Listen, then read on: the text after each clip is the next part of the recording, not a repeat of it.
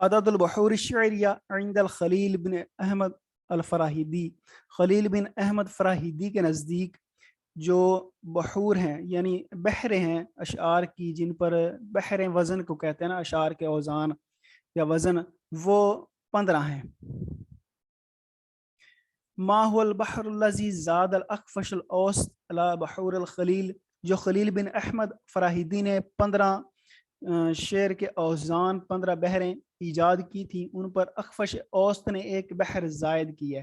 اخفش اوسط نے جو بحر زائد کی ہے وہ ہے بحر متدارک۔ تسمى التفعیلیت الاخیرہ فی الشطر الاول من البیت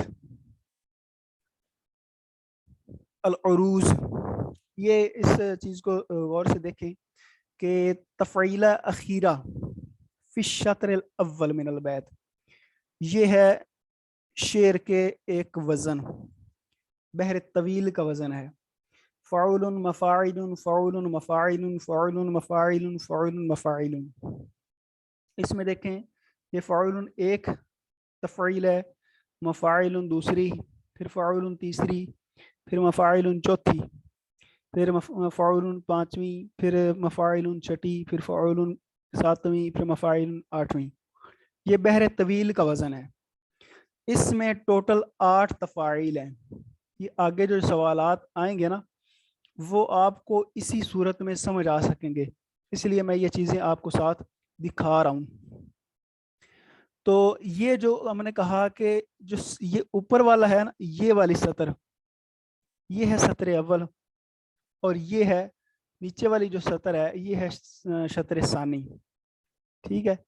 اب اس میں جو یہ پہلی سطر کی 4 تفاعیل ہیں، پہلی سطر کی 4 تفاعیل جو ہیں، ان میں سے یہ جو آخری تفعیل ہے، یہ جو میں نے سلیکٹ کی ہے، نظر آ رہی ہے نا آپ سب کو؟ جی سر۔ جی سر۔ یہ جو آخری تفعیل ہے تو اس کے بارے میں بات کر رہے ہیں کہ تسمت تفعیلۃ الاخیرہ، سب سے آخری جو تفعیل ہے فی الشطر الاول، اس پہلے حصے کی جو آخری تفعیل ہے، اس کا نام کیا ہے؟ اس کو عروض کہتے ہیں، ٹھیک ہے۔ اور تسمت تفعیلۃ الاخیرہ فی الشطر الثانی، یہ جو نیچے والی ہے یعنی دوسرا حصہ جو شعر کا ہوتا ہے، جس کو دوسرا مصرع ہم کہتے ہیں، تو اس کے لیے جو آخری تفعیل ہے اس کو کہتے ہیں عروض، اور اس کو کہتے ہیں ضرب۔ پہلی کو عروض کہتے ہیں اور جو دوسری ہے اس کو ضرب کہتے ہیں۔ اگر تسمت تفعیلات سوى الضرب والعروض فی شطرین من البیت، اب اس پر غور کریں کہ یہ پہلی جو تفعیل ہوتی ہے یعنی آخری کلمہ جو ہوتا ہے پہلی سطر کا، اس کو عروض، اور یہ جو دوسری سطر کا آخری کلمہ ہوتا ہے اس کو ضرب کہتے ہیں۔ تو اس کے علاوہ یہ جو پہلی لائن میں 3 اور یہ جو دوسری لائن میں 3 ہے، یہ تفعیلات جو ہیں ان کو کیا کہتے ہیں؟ حشو۔ اتنی سمجھ آ گئی؟ جی سر۔ اگر یسمى الشطر او المصرع الاول من البیت، یہ جو پورا ایک پہلا مصرع ہے، یہ ایک شعر ہوتا ہے نا، اس میں 2 مصرے ہوتے ہیں، تو یہ جو پورا پہلا مصرع ہے، پہلے مصرے کو کہتے ہیں صدر۔ اور یسمى الشطر او المصرع الثانی من البیت، اور کسی جو شعر ہوتا ہے اس کا یہ جو دوسرا مصرع ہوتا ہے، دوسرا مصرع، تو اس دوسرے مصرے کو عجز کہتے ہیں، پہلے کو صدر اور دوسرے مصرے کو عجز۔ آگے ہے تجزیۃ البیت بمقدار من التفاعیل ای الاجزاء التي یوزن بها بعد معرفت کونہ من ای الابحر بوجہ اجمالی یسمى التقطیع۔ تجزیۃ البیت، شعر کے اجزاء کرنا، بمقدار من التفاعیل، تفاعیل کی مقدار، یعنی اب یہ ایک وزن ہے نا، جس طرح یہ فعول مفاعیل فعول مفاعیل، یہ ایک وزن ہے، تو اسی کے اعتبار سے ہم، یہ بحر طویل ہے تو بحر طویل کا ہم کوئی شعر لے لیتے ہیں، جیسے کفا نبکی من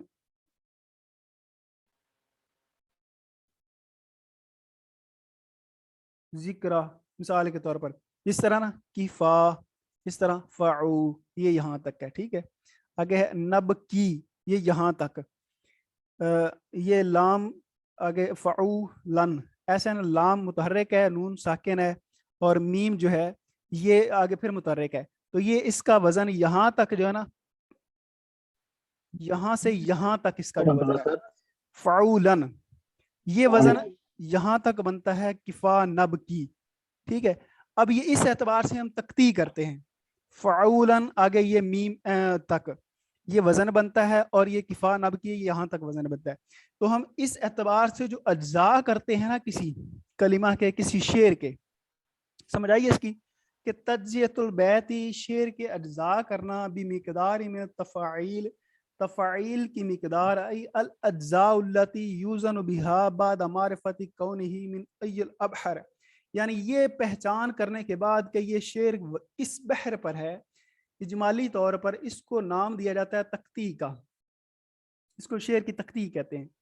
آگے ہے احرف التقطیع التي تتألف منها اجزاء البحور الشعریہ، وہ تقطیع کے اجزاء جن سے شعر کے بحور بنتے ہیں وہ 10 ہیں.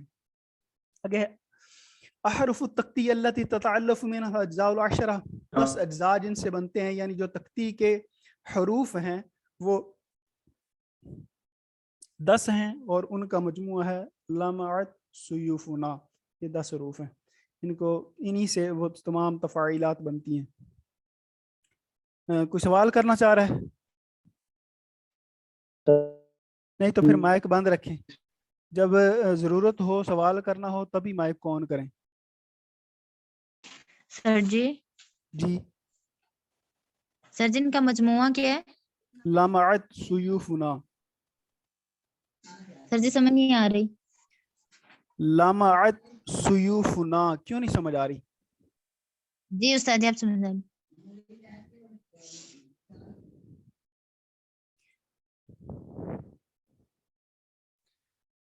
اگر دیکھیں الکتابۃ العروضیہ ہی طریقۃ لمعرفۃ الوزن الشعری، جو عروض کو لکھنا ہے یہ ایک طریقہ ہے جس سے شاعری کا وزن پہچانا جاتا ہے. وتقوم علی کتابۃ البیت، اور جو بیت کو لکھنا ہوتا ہے نا یہ کتابت صوتیہ پر منحصر ہے، یعنی جیسے کسی کلمہ کی آواز ہوتی ہے نا ہم ویسے شمار کرتے ہیں. جس طرح نا فعولن، تو یہ ہم آخر میں جو تنوین ہے نا اس کو لام اور نون ساکن، اس طرح یہ ہم اس کو گنیں گے، یعنی جیسے اس کی آواز نکل رہی ہے نا، جو کلمات آواز دیتے ہیں وہ گنیں گے ہم. اگر کوئی کلمات ساکن ہیں، لکھے جا رہے ہیں، پڑھے نہیں جا رہے تو ان کو ہم تقطیع میں نہیں شمار کرتے.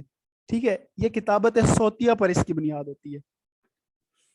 اگر مقابلۃ المتحرک بالمتحرک والساکن بالساکن مع عقد النظری عن خصوص الحرکہ والحرف، متحرک کے مقابلے میں متحرک، ساکن کے مقابلے میں ساکن، قطع نظر اس کے کہ حرکت کی خصوصیت کون سی ہے اور حرف کی خصوصیت کون سی ہے. یہ علم تقطیع کے قواعد میں سے ہے. من قواعد التی نتبعها فی الکتابۃ العروضیہ، جو کتابت عروضیہ میں ہم کتابت کا خیال رکھتے ہیں، جن قواعد میں سے ان میں سے ایک یہ ہے کہ النون نکتبہ نونا ساکنہ، جو تنوین ہے اس کو ہم نون ساکن لکھتے ہیں. اور حرف جو مشدد ہوتا ہے یتحول الی حرفین ساکن و متحرک، جس حرف پر تشدید ہوگی اس کو ہم 2 حرف شمار کرتے ہیں، پہلا ساکن اور دوسرا متحرک. اور اس میں جو حرف مد ہوتا ہے نا وہ 2 حروف میں پھر جاتا ہے، تبدیل ہو جاتا ہے، اور ان میں سے پہلا متحرک اور دوسرا ساکن ہوتا ہے. یہ تقطیع کے سارے قواعد ہیں اور اسی سارے کے سارے صحیح ہیں. اگر من قواعد التی نتبعها فی الکتابۃ العروضیہ، کتابت عروضیہ میں جن قواعد کی ہم پیروی کرتے ہیں،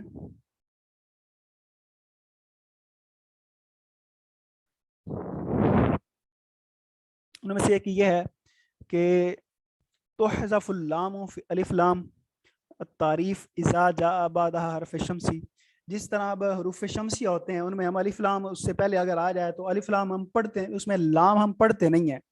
جس طرح الشمس ہے اس میں الشمس نہیں ہم پڑھتے نا، تو اگر حروف شمسیہ سے پہلے الف لام آ رہا ہے تو اس میں سے لام کو ہم حذف کر دیں گے. اس طرح الحروف التی تکتب ولا تلفظ نحذفها، جو حروف لکھے جاتے ہیں ان کا تلفظ نہیں کرتے ہم، ان کو حذف کر دیتے ہیں. اس طرح तशब्बअ हरकत हर्फ अखीर फी शतरैन, और जो आखिरी हरफ की हरकत होती है उसको हम वो मख्फी कर देते हैं दोनों सत्रों में। ये तमाम के तमाम जो कवायद हैं ये सारे सही हैं। इस तरह जाओ तफ़ाइली। एक्सक्यूज मी सर, जी सर ये नंबर 3 मुझे समझ नहीं आया, अगर आप दोबारा समझा दें जो आखिरी पॉइंट आपने उसमें बताया भी। इशबा होता है ना, इशबा यानी उसको थोड़ा सा मख्फी करके पढ़ते हैं, थोड़ा सा वो सीधा करके पढ़ते हैं। जिस तरह सर जिस तरह आखिर में शेर को बैत को हम लंबा कर देते हैं, यानी कि हाँ अगर ज़बर है तो साथ में हम अलिफ मिला देते हैं, और अगर पेश है तो हम साथ में वाव मिला देते हैं। आपसे आपकी मुराद ये है हाँ हरकत हरफिल अखीरा फिक्स। जी जी। जी सर। इस तरह जाओ तफ़ाइली ला ततरक्कबु मिनल अहरुफ इल्ला बिवास्ता। जो तफ़ाइल के अज्जा हैं वो मुरक्कब नहीं होते मगर रूफ से, मगर किसी वास्ता से। तो जिन वास्तों से वो तफ़ाइल के अज्जा मुरक्कब होते हैं वो 3 किस्म के हैं। जो तफ़ाइल के अज्जा हैं वो औताद से मुरक्कब होते हैं, असबाब से मुरक्कब होते हैं और फवासिल से मुरक्कब होते हैं। ये सारे सही हैं। अगर इज़ा काना फ़ी तफ़ईलातिल बहूरी हरफ़ानी मुतहर्रिकुन व साकिनुन औ मुतहर्रिकानी मिसलु लम अरा युसम्मा सबब। इसमें एक बात जहन में रख लें, अभी हम आगे पढ़ ही रहे हैं कि जो ये तफ़ाइल हैं या जितने भी जो शेर के वज़ान हैं वो असबाब, औताद और फवासिल से मिलकर बनते हैं। सबब किसको कहते हैं? सबब कहते हैं 2 हरूफ पर मुश्तमिल कलिमा। जिस तरह ना लम यानी इसमें पहला मुतहर्रिक दूसरा साकिन, या फिर दोनों मुतहर्रिक हो, जिस तरह आरा इसमें हमजा भी मुतहर्रिक है और रा भी मुतहर्रिक है। तो जो 2 हरूफ पर मुश्तमिल कलिमा होता है उसको उरूजी इस्तिलाह में हम सबब कहते हैं। अगर इज़ा काना फी तफ़ईलातिल बहूरी सलासतु अहरुफ, जब बहूर की तफ़ईलात में 3 हरूफ हों, मुतहर्रिकानी व साकिनुन और मुतहर्रिकुन व साकिन व मुतहर्रिक, उन तीनों हरूफ में तरतीब यूं हो कि या तो 2 हरफ पहले मुतहर्रिक हो फिर तीसरा साकिन, या एक मुतहर्रिक हो दूसरा साकिन तीसरा मुतहर्रिक। जैसे अला, इसमें पहले 2 मुतहर्रिक हैं और आखिरी साकिन है। और इस तरह ज़हरी, इसमें पहला मुतहर्रिक दूसरा साकिन तीसरा मुतहर्रिक। तो इस तरह जो 3 हरूफ पर मुश्तमिल कलिमा हो उसको वतद कहते हैं। इज़ा काना फी तफ़ईलातिल बहूरी अरबअतुन औ खमसतु अहरुफ मिस्लु जबालिन। आपको मैं पहले भी बता चुका हूँ कि जो तनवीन होती है इसको नून साकिन शुमार करते हैं। तो ये जीम, बा, लाम और नून साकिन 4 हरूफ हो गए। इसमें से जो 4 हरूफ वाला कलिमा हो उसको हम फासला कहते हैं। इस तरह समा का तुन, तो इसमें भी आखिर में समा का तन तनवीन है तो तनवीन को हम नून साकिन शुमार करते हैं। तो ये सीन, मीम, काफ, ता और नून 5 हरूफ पर मुश्तमिल कलिमा है। तो जो शेर के औज़ान की तफ़ईलात में 4 या 5 हरूफ पर मुश्तमिल कलिमा हो उसको फासला कहते हैं। माना सबब लुगतन, लुगवी माना है सबब का अलहबलुल्लज़ी तुरबत बिहिल खैमा। सबब उस रस्सी को कहते हैं जिससे खैमा बांधा जाता है। फलाहु किस्मानी, इसकी 2 अक़साम हैं। एक सबब सकील होता है और एक सबब खफीफ होता है। तो सबब खफीफ जो है सकील वो होता है कि दोनों मुतहर्रिक हों, और सबब खफीफ ये होता है कि एक मुतहर्रिक और एक साकिन। आगे है मानुल वतदी लुगतन अल खशबा।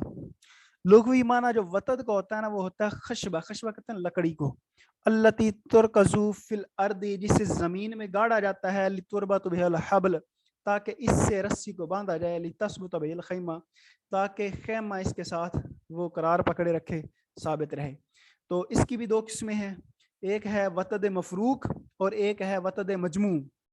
तो वतद मफरूक का मतलब ये होता है कि एक मुतहर्रिक फिर साकिन फिर मुतहर्रिक, इसको कहते हैं वतद मफरूक। और पहले 2 मुतहर्रिक हों फिर तीसरा साकिन हो तो इसको कहते हैं वतद मजमू। आगे है मान अल फवासिल लुगतन हिबालुन तवीला युदरबु मिनहा हबलुन अमाम अल बैत व हबलुन वराअहु यमसिकानही मिन अर्रीह। فواصل کا مطلب ہوتا ہے لمبی رسی، جس کے ذریعے گھر کے سامنے کے حصے کو بھی باندھا جاتا ہے اور اسی رسی سے گھر کے پیچھے حصے کو بھی باندھا جاتا ہے تاکہ شدید ہوا میں وہ اس کو سہارا دیں، اس کو مضبوطی سے وہ اپنی جگہ پر قائم رکھیں۔ ایکسکیوز می سر، آپ کی آواز نہیں آ رہی۔ آواز یہ آپ کو نہیں آ رہی ہے؟ سب کو نہیں آ رہی؟